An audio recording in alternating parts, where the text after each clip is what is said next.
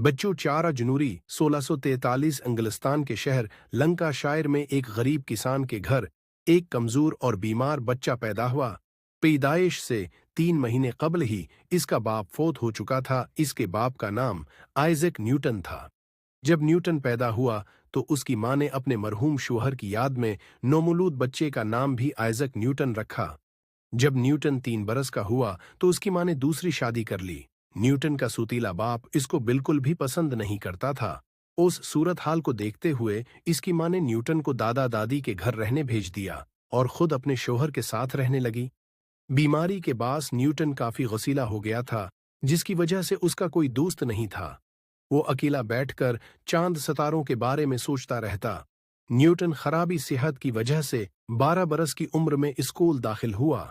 पढ़ाई में उसका दिल नहीं लगता था और हर वक्त स्कूल में किसी न किसी से झगड़ता रहता था। रोज रोज के झगड़ों से तंग आकर मास्टर साहब ने उसे स्कूल से निकाल दिया। उसी दौरान न्यूटन का सौतीला बाप भी मर गया, जिसके बाद वो अपनी मां के पास आकर रहने लगा।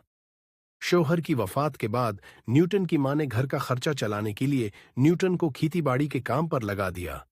लेकिन उसे पढ़ने लिखने का शौक था। वो छिप छिप कर किताबें पढ़ा करता था। एक दिन उसके चचा ने उसे किताबें पढ़ते देख लिया। उन्होंने उसकी मां से कहकर एक बार फिर उसी स्कूल में दाखिल करवा दिया। न्यूटन स्कूल जाने से पहले ये अहद कर चुका था कि वो पढ़ाई में सख्त मेहनत करेगा। दिल लगा के पढ़ने की वजह से बहुत जल्द उसका शुमार स्कूल के ज़हीन तलबा में होने लगा। स्कूल की तालीम मुकम्मल करने के बाद उसे कॉलेज में दाखिला मिल गया। कॉलेज की फीस और किताबें खरीदने के लिए उसे पैसों का इंतजाम खुद ही करना पड़ता था। उसके लिए उसने कॉलेज के अमीर तलबा के जाती काम काज करना शुरू कर दिए। अपनी मेहनत की वजह से इसको स्कॉलरशिप मिली और फिर वो सारा वक्त पढ़ाई पर सिर्फ करने लगा। यहीं से उसकी कामयाबियों का दौर शुरू हुआ।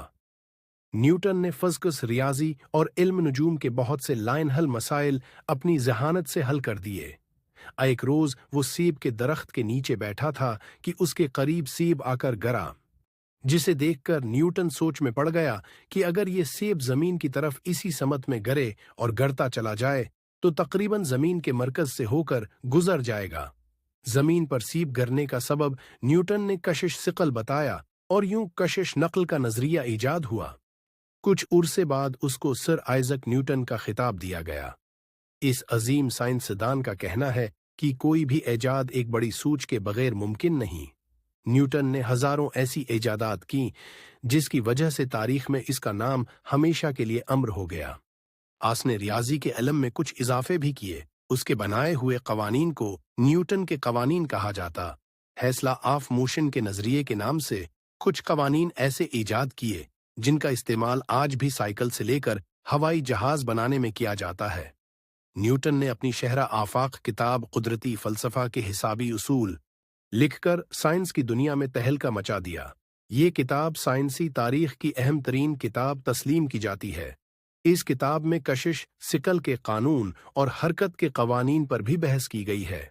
न्यूटन के तीसरे कानून हरकत हर अमल का रद्द अमल होता है ने न सिर्फ साइंसी मैदान में इनकलाब बर्पा किया, बल्कि ये कानून दीगर उलूम और फ़नून में भी यकसा अहमियत का हामिल बन गया। उसके बाद वो कामयाबी की मंजिलें तय करता हुआ शहरत की इन बुलंदियों पर पहुंच गया कि दुनिया के बड़े बड़े साइंसदानों को पीछे छोड़ दिया।